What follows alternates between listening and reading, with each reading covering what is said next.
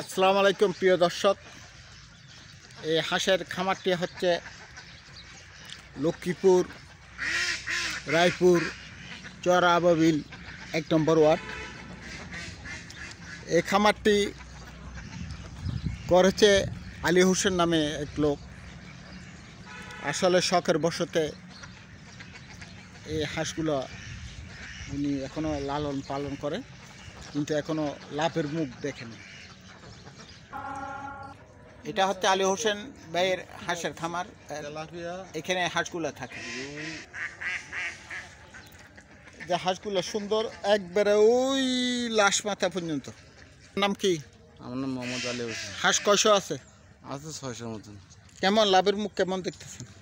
আমার তো এখন ব্যবসা ধরলাম নতুন, এখন শখ করে ধরলাম।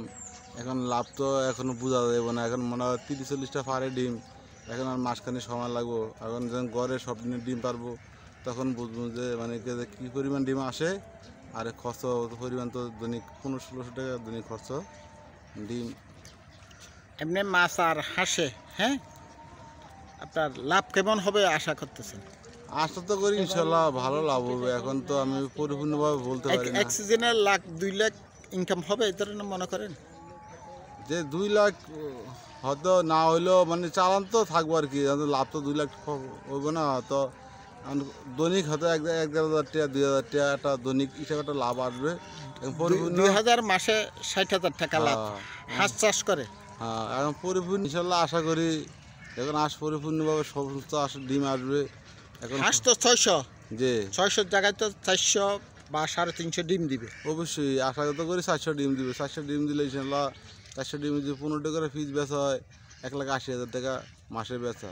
এখন আমার যদি 80,000 টাকা তো খরচও যায়, 60-70,000 টাকা খরচা গেলে আমার কি 1 লাখ টাকার উপরে মাসে থাকবো আশা করি ইনশাল্লাহ। এখন বাকিটা লাগে আল্লাহ পাকের তো।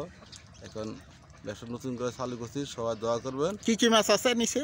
নিচে আছে রুই মাছ আছে, তেলাপিয়া আছে। উপরে হচ্ছে হাঁস, নিচে রুই, তেলাপিয়া, পাঙ্গাস সহ আরো বিভিন্ন ধরনের মাছ রয়েছে। এখানে কয় একর জায়গা? 35 শতাংশের মতন। এগুলো কি লিজ নিছেন না নিজের? 9 শতাংশ নিজের না লিজ? নিজের আছে, লিজও আছে। নিজেরও আছে, লিজও আছে কিছু। তাহলে উনি হাঁস চাষ করে সফলতা।